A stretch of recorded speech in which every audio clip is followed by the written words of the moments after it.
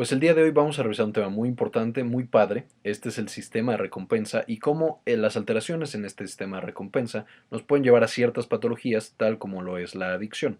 Primero que nada, ¿qué es este sistema de recompensa? Pues este es una parte del cerebro que está encargada específicamente de decirnos a nosotros, o sea, de sentir y de pensar qué cosas son buenas para nosotros y que así las volvamos a hacer. Y al mismo tiempo está muy implicado con el sistema de aversión, que es el sistema opuesto. Este, cuando algo es malo, nos dice que esa cosa es mala y que no debemos seguir haciéndola. Por lo tanto, ¿qué cosas en general activan el sistema de recompensa? Pues evidentemente los alimentos, el hecho de comer. Y como todos sabemos y lo hemos sufrido, los alimentos que más activan el sistema de recompensa son los alimentos hipercalóricos. O sea, las cosas que tienen mucho azúcar y que tienen mucha grasa. Esto evidentemente con un propósito evolutivo, si comes algo que tiene muchísima energía, pues no vas a tener que comer en mucho tiempo. Y cuando a los antiguos les faltaba la comida, si habían comido antes algo hipercalórico, pues ya no tenían problema. Otras de las cosas que van a activar el sistema de recompensa es toda la conducta sexual, el estar con la pareja, el estar con la gente que tú quieres, el estar con los amigos, el tomar agua cuando tienes sed. Todo lo que sea positivo, ya sea para ti o para tu especie, va a ser activado por el sistema de recompensa de manera normal y de manera fisiológica. Y entonces esto va a generar una conducta motivada, como ya lo mencionamos, para que tú vuelvas a hacer eso que es bueno para ti. Por otro lado, tenemos también el sistema de aversión. Este sistema de aversión va a activarse cuando está pasando o cuando nosotros consumimos algo que no nos gusta. Y aquí hay algo importante. Este sistema de aversión y este sistema de recompensa, primero, cambia con el tiempo y segundo, tiene ciertos errores, digamos. Por ejemplo, aquí tenemos imágenes que en general resultan bastante desagradables. Si yo les mostrara esto y les preguntara, bueno, ¿qué creen que está sintiendo la persona o qué sienten ustedes cuando lo ven? En general la mayoría me va a contestar, no, pues está horrible, seguro le está doliendo mucho. Y no es necesariamente así. Esta persona puede incluso estarlo disfrutando. Puede que el dolor o el hecho de colgarse o algún otro significado de esta acción active su sistema de recompensa y le genere placer y por eso lo sigue haciendo. Si yo después les digo, bueno, ¿quién le daría una mordida a este jitomate que está claramente podrido y con hongos? Ahí sí la mayoría me diría no, pues nadie. Ahí sí está funcionando el sistema de aversión como una protección para que no consumamos esto y no nos enfermemos. Pero si después les digo, bueno, ¿y quién le daría una mordida a esto? Esto a lo mejor algunos me dicen que sí, a lo mejor otros me dicen que no. A la mayoría de la gente no le resulta tan atractivo esto. ¿Pero qué es esto? Son unas espinacas. Como todos saben, las espinacas son altamente saludables, altamente nutritivas, pero no generan una activación tan importante del sistema de recompensa a pesar de que es algo teóricamente muy bueno para nosotros. Y por último, si yo digo, bueno, ¿quién agarraría esto? ¿Quién acariciaría a una persona que esté así? Pocos me dirían yo. Esto no tiene ningún sentido porque esta lesión es una lesión típica de la psoriasis, es una enfermedad autoinmune, de manera que no es contagiosa, no es dolorosa, no pasa absolutamente nada si alguien toca esto, pero sí genera en el momento en el que tú la ves una aversión y unas ganas de no tocarlo y de alejarte de esa persona. De manera que de nuevo, es un buen sistema, pero no es un sistema perfecto. Tiene sus fallas. Ahora, ¿cuáles son de las fallas más importantes de los estados más importantes de activación de este sistema de motivación y de este sistema de recompensa? Pues esta, para ejemplificarles cómo funciona y lo importante que puede ser este sistema, nos vamos a remontar a la civilización griega. La civilización griega empezó a florecer.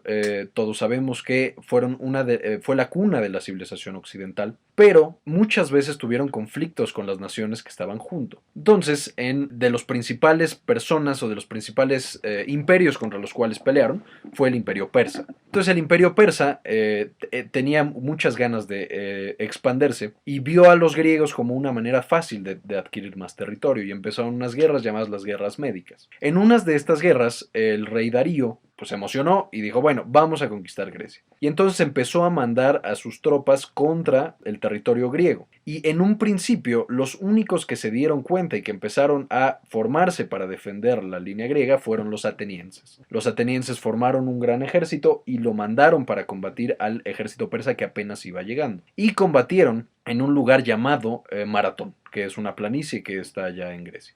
Cuando llegaron los persas eran un ejército mucho más numeroso, traían 10-1 de hombres, comparándolo con los atenienses en ese momento. Cuando el general vio esto, dijo, ¿sabes qué? No vamos a poder vencer a los persas. Son demasiados, tienen barcos, tienen mucha más armamento, a pesar de que sus armaduras eran más ligeras. Y entonces llamaron a un hombre llamado Filipides II. Filipides II era un mensajero del ejército griego y él se encargaba básicamente de llevar mensajes muy lejos. En el momento en que el general griego vio que no iban a poder derrotar a estos persas, dijo, ¿sabes qué? Necesitamos a los espartanos. Necesitamos apoyo de nuestros aliados espartanos para que vengan y nos ayuden a combatir a los persas que están aquí. Filipides entonces dijo, está bien, yo soy el corredor, yo voy a ir a llevar el mensaje y voy a traer a los espartanos porque los necesitamos para vencer en esta guerra. Y emprendió el viaje de Maratón a Esparta. Ahora, seguramente todos hemos conocido gente que hace carreras. Seguro todos conocemos o hemos escuchado de alguna persona que ha corrido los 5 kilómetros. Y se prepara meses y meses y después va, corre los 5 kilómetros, le va muy bien, acaba cansado. Hemos conocido también gente que ha corrido 10 kilómetros, estas carreras más largas, más complicadas, que hay que entrenarse mejor. No cualquiera puede correr una carrera de 10 kilómetros. Después tenemos el famoso maratón, que este famoso maratón de hecho viene de esta batalla, ahorita vamos a explicar cómo, y son 42 kilómetros que se recorren. Normalmente la gente tarda 1, 2 horas, 3 horas, 4 horas, y son carreras de veras difíciles de correr. Filipides en ese momento del maratón, de la planicie hasta Esparta, tuvo que correr exactamente 246 kilómetros. Y recorrió estos 246 kilómetros en 2 días. Entonces, con su escudo, bueno, no con su escudo, con su armadura y con el resto de su equipo, tuvo que correr 246 kilómetros para encontrarse con los espartanos y pedirles que les fueran a ayudar en la guerra. No solo esto, una vez que Filipides llega con los espartanos, llegó en el peor momento, que fue en el festival más importante de los espartanos, llamado la Carneia, que no, esto no es igual a la película de 300, pero fue similar. Y les dijo, ¿saben qué? Necesitamos su ayuda, necesitamos que vengan ustedes porque no vamos a poder solos contra los persas. Y los espartanos dijeron, sí, sí los ayudamos, pero ahorita no podemos ayudarlos. Tenemos que esperar a que acabe nuestro festival y después les mandamos todos los refuerzos que ustedes quieran. Filipides entonces, ya con el mensaje, ya habiéndolo entregado, tenía que avisarle a los atenienses que no iban a llegar a tiempo los espartanos y que se iban a tener que defender por el momento ellos solos. De manera que de nuevo Filipides recorrió los 246 kilómetros desde Esparta hacia Maratón o hacia Atenas. ¿Por qué es importante esto? Es fácil pensar o es fácil imaginarse cómo se sentía Filipides en el recorrido hacia Esparta y de vuelta de Esparta. No podía tomar demasiada agua, casi no podía comer y tenía que correr y que correr y que correr. ¿Qué hizo que Filipides llegara hasta Atenas cuando seguramente las piernas le fallaban, la fuerza le faltaba el aire y lo hizo solamente en 2 días? ¿Por qué es que Filipides pudo lograrlo?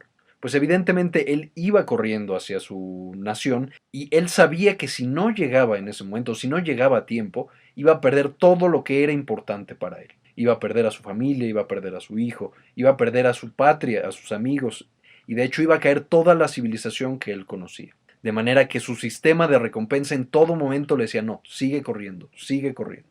A pesar de que otras partes de su cuerpo u otras partes de su cerebro le decían, no, necesitas descansar, el sistema de recompensa le dijo, sigue, sigue, sigue, hasta que por fin Filipides llega con Atenas y dice, los espartanos sí van a venir, no van a llegar antes de la Carneia, y cuenta la leyenda que en ese momento Filipides cae muerto. O sea, su cuerpo no aguantó más, llegó para dar el mensaje y murió inmediatamente después. Este es un ejemplo claro de cómo el sistema de recompensa y el sistema de motivación puede llevarnos a extremos en los que el cuerpo ya ni siquiera aguanta, pero nos pide que sigamos y que sigamos. ¿Cómo funciona en general este sistema? Todo va a empezar hablando primero de la recompensa o de los reforzadores naturales en el hipotálamo. Nosotros vamos, comemos algo porque teníamos hambre y entonces el azúcar y los nutrientes de ese alimento van a empezar a llegar a nuestro cerebro, específicamente al hipotálamo. Una vez que llegan al hipotálamo, el hipotálamo lo va a censar. Y una vez que lo censa va a activar ciertos núcleos, principalmente el núcleo ventral y el núcleo lateral del hipotálamo, y vamos a empezar a liberar serotonina y encefalinas en gran cantidad hacia la primera área que va a ser específica del sistema de recompensa. Esta área va a ser el área ventral tegmental, que se encuentra en el mesencéfalo, y es parte de un sistema llamado sistema mesocórtico límbico. ¿Por qué? Porque tiene una parte mesencéfalo, una parte del sistema límbico y una parte de corteza cerebral. Esta área ventral tegmental es una parte principalmente dopaminérgica del cerebro. O sea, casi todas las neuronas, más del 90% de las neuronas que tenemos en esta área ventral tegmental van a ser productoras de dopamina. Cuando nosotros activamos a este área ventral tegmental, va a aumentar su producción y liberación de dopamina a otros núcleos. ¿Cuáles van a ser estos núcleos? Principalmente van a ser 4. Van a ser la amígdala, el hipocampo, el núcleo accumbens y otro que vamos a ver ahorita, que es la corteza prefrontal. Entonces, de nuevo, el hipocampo, que ya no muestro en esta imagen, va a liberar encefalinas y va a liberar serotonina y otros mediadores, pero principalmente esos dos, al área ventral tegmental. El área ventral tegmental, una vez que es activada, va a aumentar su liberación de dopamina a 4 núcleos principales: el hipocampo, la amígdala, el núcleo accumbens y la corteza prefrontal. Cada uno de estos núcleos nuevos va a generar en ese estímulo un componente en específico. O sea, cada uno le va a dar un valor a ese estímulo. Entonces, por ejemplo, cuando el BTA libera dopamina hacia el hipocampo nos va a dar la memoria contextual. O sea, que tú te acuerdes esa cosa buena que estás consumiendo, dónde la consumiste, por qué la consumiste y en qué circunstancias la consumiste. Vamos a tener, por otro lado, la liberación de dopamina hacia la amígdala va a generar una respuesta emocional, ya sea positiva o negativa. El BTA, cuando se libera la dopamina hacia la corteza prefrontal va a estar encargado de todo el procesamiento cognitivo de ese estímulo. O sea, que tú pienses en ese estímulo y que planees para volver a consumirlo. Entonces que digas, ok, lo que yo comí fue un chocolate que estaba buenísimo y este chocolate yo lo consumí afuera de mi escuela a las 4 de la tarde. Entonces yo, para seguirlo consumiendo, para consumirlo mañana, tengo primero que traer dinero. Tengo que traer 5 pesos o 10 pesos. Ya que yo compre ese chocolate, necesito llegar antes de las 5 de la tarde a ese puesto, porque a las 5 de la tarde sale esta otra escuela y entonces van a comerse todos los chocolates que vende esta persona. Y así puedes ir planeando para volver a consumir esa cosa que te causó la recompensa. Otra cosa importante de la corteza prefrontal es que la dopamina de manera crónica va a causar una inhibición de la corteza. O sea, va a hacer que la corteza piense menos y de manera crónica puede causar tanta inhibición de la corteza que los pacientes ya adictos no van a pensar, solo van a necesitar consumir otra vez esa droga o esa lo que sea. Y va a generar en el paciente adicto algo que se llama compulsión, que la compulsión es cuando se consume ya sin pensarlo y sin razonarlo. Y por último, el núcleo más importante, que por eso lo dejé al final del sistema de recompensa, va a ser el núcleo accumbens. El núcleo accumbens también va a recibir proyecciones dopaminérgicas, pero va a recibir también glutamato. Ahorita lo vamos a ver. Y este núcleo accumbens va a ser el encargado de otorgarle al final a ese estímulo algo llamado valor hedónico. ¿Qué significa esto? El núcleo accumbens va a decir, ok, esto es bueno o es malo, y me va a dar un valor de qué tan bueno o qué tan malo es. De manera que si el núcleo accumbens dice, sabes que este chocolate es bueno y es 100 de bueno, 100 por poner un número al azar, entonces yo voy a tener muchas ganas de consumir otra vez ese chocolate. Si mi núcleo accumbens me dice, ok, este chocolate es bueno, pero es 10 bueno, voy a decir, ok, sí quiero otro, pero pues no es tan importante para mí. Y si el núcleo accumbens dice, esto es malo y es 100 de malo, jamás voy a querer consumirlo otra vez. Una vez que yo activo el núcleo accumbens por las proyecciones dopaminérgicas, este núcleo accumbens se va a comunicar con otras áreas del cerebro, que son los ganglios basales, y estos van a generar el movimiento y el hecho de que tú vayas otra vez por lo que sea que quisiste consumir. No me voy a meter ya tanto en ganglios basales porque no son tan relevantes. Ya los veremos en sistema motor.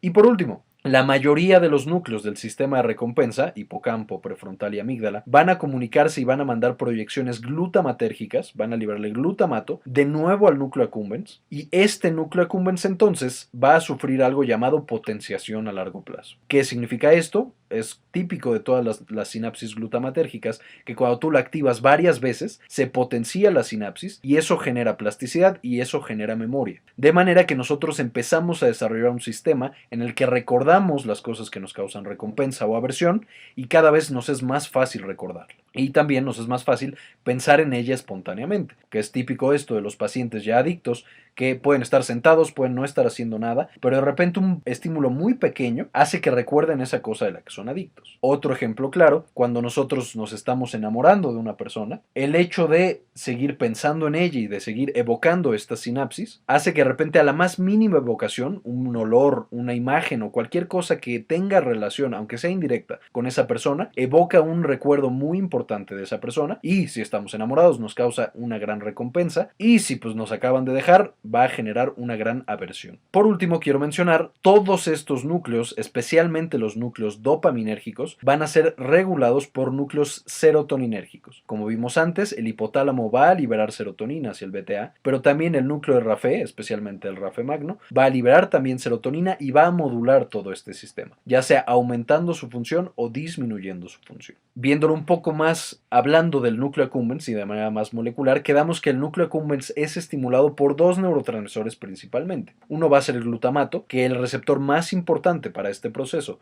va a ser el receptor de NMDA, y el otro va a ser la dopamina, que vamos a ver que el principal es el receptor D1 en el núcleo accumbens. También participa el D2 de manera muy importante, pero me voy a enfocar en este momento en el D1. ¿Cómo van a funcionar estos para generar estos cambios que mencionamos, que es la plasticidad y que es la potenciación a largo plazo? O sea, cómo estos dos neurotransmisores van a hacer que el núcleo accumbens se potencie y se facilite su transmisión para que nos gusten más las cosas y nos gusten más fuerte. Básicamente, cuando nosotros activamos el receptor D1 dopaminérgico, este va a estar acoplado a una proteína que se llama proteína GS. Como vimos en un video pasado, la proteína GS va a activar una proteína intracelular llamada adenilato ciclasa. La adenilato ciclasa va a tomar el ATP que tiene la célula, parte del ATP, no todo, pero parte del ATP, y lo va a transformar en un segundo mensajero que se llama AMP cíclico. El AMP cíclico va a viajar y va a activar una proteína que se llama proteína sinasa A, se llama A porque es dependiente de AMP cíclico, y esta proteína sinasa va a ir por toda la célula pegándole grupos fosfato a otras proteínas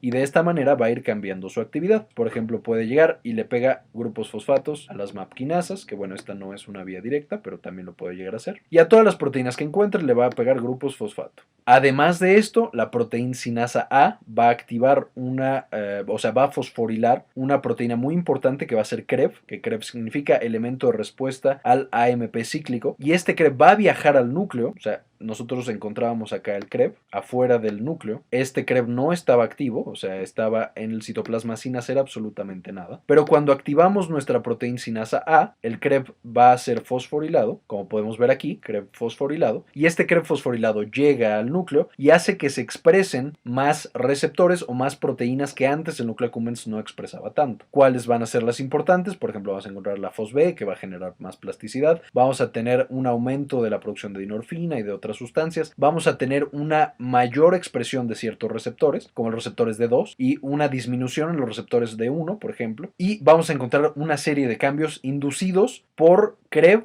que modifica la expresión de genes. Y esa va a ser la actividad del receptor D1. Por otro lado, cuando nosotros tenemos el receptor o activamos el receptor NMDA glutamatérgico, el NMDA glutamatérgico, como ya lo hemos visto, va a ser permeable a sodio y a calcio, y esto va a generar una entrada de calcio dentro de la célula. El calcio dentro de la célula va a ser un segundo mensajero también muy importante. Vamos a activar con el calcio una proteína que se llama calmodulina, entonces se genera un complejo que se llama calcio-calmodulina, y además vamos a activar directamente por el calcio a la MAP quinasa. También podemos activar una proteína que se llama proteína sinasa C, que va a ser dependiente de calcio. Todas estas, la calcio-calmodulina, la MAP quinasa y la proteína sinasa C, van a generar segundos mensajeros y promotores que también van a viajar al núcleo y también van a cambiar la expresión de genes en este núcleo accumbens. Acuérdense que todo esto estamos hablando del núcleo accumbens. Y lo que nos va a llevar esto es básicamente a un aumento en la actividad de la sinapsis y de las conexiones que tiene este núcleo accumbens, y entonces una facilitación de la respuesta de recompensa a este estímulo positivo que nosotros consumimos. En este caso,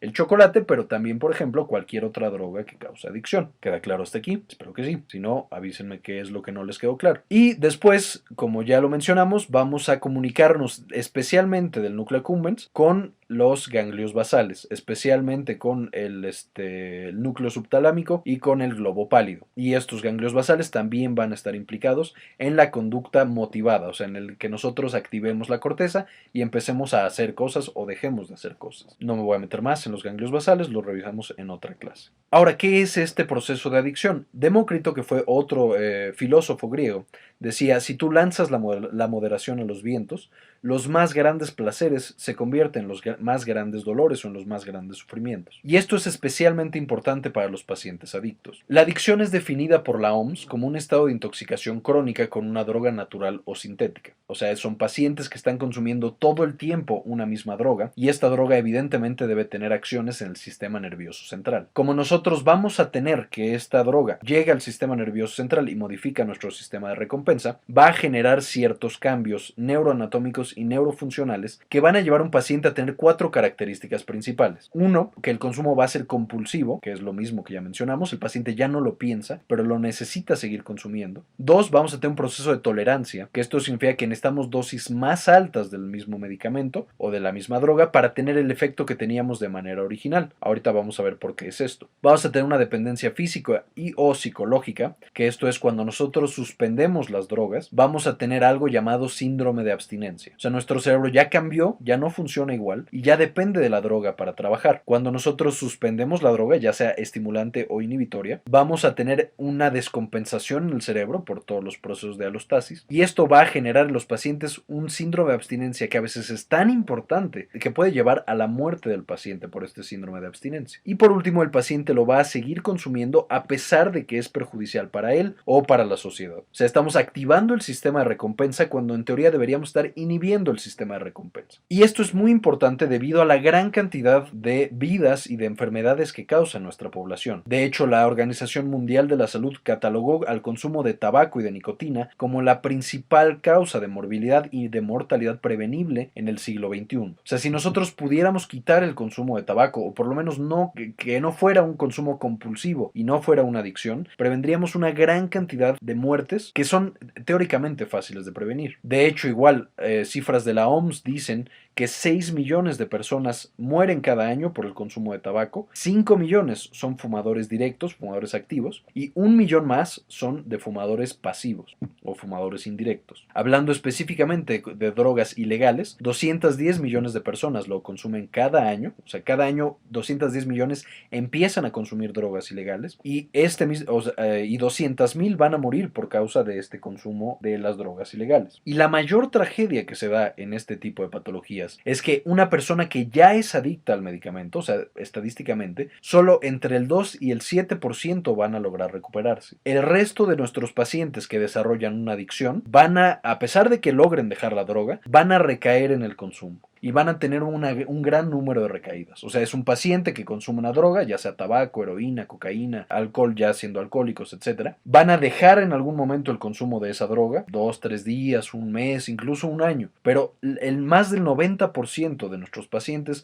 van a regresar a consumir esa misma droga y en el momento de su muerte van a presentar niveles de la droga en sangre. Y esto es por muchas razones, por todos los procesos neurobiológicos que vamos a mencionar y porque no existe un tratamiento adecuado para la adicción. ¿Cómo se da el consumo de estas drogas adictivas? Las principales drogas que vamos a tener implicadas en el sistema de recompensa que van a generar adicción, pues la primera y con mucho la que causa más muertes y más morbilidad es el consumo de nicotina, 6 millones en comparación a 210,000 que causan las otras drogas. Vamos a tener también entre las legales el etanol, vamos a tener los inhalantes, que estos no se sabe bien cómo funcionan, y los GABAérgicos, que son las benzodiazepinas y los barbitúricos. Y entre las ilegales vamos a tener los opioides, vamos a tener anfetaminas y estimulantes. Las anfetaminas todos las conocen, los estimulantes son principalmente la cocaína y etc. Vamos a tener a los cannabinoides, que sí generan adicción, sí trabajan sobre el sistema de recompensa, a pesar de que son mucho menos adictivas que la mayoría de las demás drogas. Y menciono aquí a los alucinógenos porque son drogas ilegales, pero los alucinógenos no funcionan o no se ha demostrado que funcionen sobre el sistema de recompensa y como tal no generan una dependencia física. Pueden generar dependencia psicológica, pero no generan dependencia física. Y en otra clase voy a mencionar cómo funcionan estas drogas sobre el sistema de recompensa, ya cada una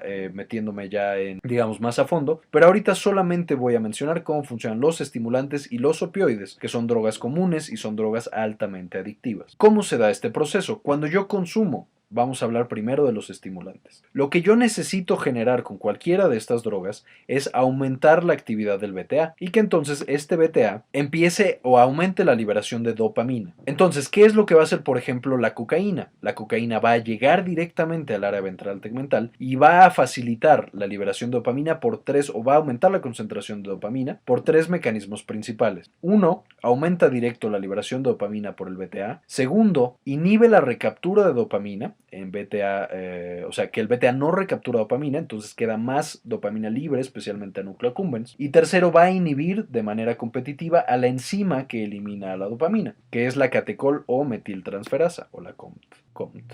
Catecol o orto metiltransferasa. Esta, si recuerdan, también se encarga de eliminar a otras catecolaminas como la noradrenalina y la adrenalina en general. Entonces, llega la cocaína y si nosotros pudiéramos medir la concentración de dopamina que está liberando el BTA hacia el núcleo accumbens en todo momento, encontraríamos que tenemos una liberación, pues en general, con ciertos picos, ciertos valles, pero muy controlada. Cuando nosotros tenemos el golpe de cocaína y se dan todos los procesos de inhibición de la cocaína, esto va a generar un pico muy alto en la liberación de dopamina hacia el núcleo accumbens. Y después este mismo pico va a generar una caída muy rápida. El diferencial que nosotros tenemos de la dopamina basal al pico de dopamina más alto va a ser lo que le va a decir al cerebro qué tanta recompensa debe generar hacia ese estímulo. De manera que este pico inmenso es lo que genera la sensación de recompensa que va a generar el cerebro. Aquí también están implicados los opioides de maneras un poco más complicadas, digamos. Entonces no lo voy a revisar todavía, lo veremos en otra clase de opioides solamente, pero vamos a quedarnos con que la dopamina es el principal que genera la respuesta de recompensa en el núcleo accumbens o en el sistema de recompensa. Y va a ser por la diferencial que tenemos entre la dopamina basal y el pico máximo o el punto máximo de concentración de dopamina. Es importante mencionar que cuando la dopamina baja, esta baja en la concentración de dopamina va a generar una sensación de disforia, o sea, una sensación de malestar. En vez de generar recompensa, va a hacer que tú te sientas mal. De manera que el paciente adicto, cuando tiene su consumo de cocaína, por ejemplo, va a tener su pico de dopamina y va a sentirse muy bien. Y cuando baja de manera muy brusca y muy abrupta la dopamina, porque se le acabó la cocaína, va a empezar a sentir algo llamado disforia. O sea, el paciente se va a sentir incómodo y se va a sentir mal digamos, de manera basal. En general, todo el tiempo se va a sentir mal, excepto cuando tiene este pico de cocaína. ¿Cómo van a trabajar ahora los opioides? Los opioides no trabajan directamente sobre el BTA, sino que van a trabajar sobre otras neuronas. ¿Qué neuronas van a ser estas? Para que nosotros no nos volvamos adictos a todo, vamos a tener unas interneuronas que van a ser interneuronas inhibitorias. Estas interneuronas se encargan de inhibir todo el tiempo a nuestro sistema de recompensa. O sea, todo el tiempo al BTA le dice, no, espérate, no te estés activando tanto. Solo es un chocolate, no es nada del otro mundo. Entonces, apágate, ya no trabajes tanto. Y luego viene otra cosa que nos causa recompensa, por ejemplo, un agua de frutas que nos gustó mucho. Y el beta dice, sí, oh por Dios, esto está muy bueno. Y no, la cintura dice, no, tranquilo, solo es un agua, no pasa nada. O sea, todo el tiempo están inhibiendo al área ventral tegmental porque todo el tiempo le están mandando un neurotransmisor llamado GABA. Todo el tiempo están inhibiendo la actividad del BTA, mandándole un neurotransmisor llamado GABA. Este neurotransmisor va a causar una inhibición de este sistema de recompensa. Cuando yo consumo algún opioide, vamos a analizar ahora la secreción de dopamina en el BTA. Yo normalmente tenía igual una basal, de repente subía, de repente bajaba, pero las interneuronas causaban en general que bajara, que baje y que baje y que baje, y que se quede abajo. Cuando yo bloqueo a estas interneuronas, o sea, de repente algo, o sea, llega el opioide, y este opioide, vamos a ponerle aquí morfina. La morfina llega y causa una inhibición directamente de estas interneuronas GABAérgicas. Entonces, cuando yo inhibo a estas interneuronas GABAérgicas, ¿qué es lo que va a pasar con mi secreción de dopamina? Pues va a haber un aumento muy importante. O sea, en el momento en que yo administro la morfina, ya no hay interneuronas, va a aumentar la dopamina, va a generar también un pico, pero va a ser un pico un poco más prolongado, no va a ser un pico tan picudo, por así decirlo. Entonces genera una pequeña meseta. Esta meseta va a generar que se cause no solo sensación de euforia, o sea, que el paciente se sienta bien, sino que se sienta bien por más tiempo. Después vamos a tener un pico y va a generar que sienta menos disforia, a diferencia de lo que pasó con la cocaína. Además de esto, la morfina puede generar recompensa por otros mecanismos, que les comento vamos a ver después. Entonces, la cocaína y las drogas estimulantes van a funcionar directamente sobre el área ventral tegmental, aumentando la liberación de dopamina e inhibiendo su recaptura, mientras que las drogas, como los opioides y algunos otros GABAérgicos, van a inhibir a neuronas que inhiben a su vez al área ventral tegmental y entonces van a causar un aumento en su actividad relativa. Entonces van a trabajar más, pero no porque estemos activando directo al área ventral tegmental, sino porque estamos inhibiendo a las neuronas que inhiben a este sistema. Y esto va a ser muy importante más adelante cuando analicemos cómo genera adicción cada una de las drogas que estudiaremos. Y bueno, en general eso es todo y los veo en la siguiente clase. Espero que les haya quedado todo muy claro. Si tienen alguna duda o algún comentario, no duden en decirnos y les explicamos lo que necesiten. Muchas gracias y nos vemos en la siguiente. Diviértanse y descansen.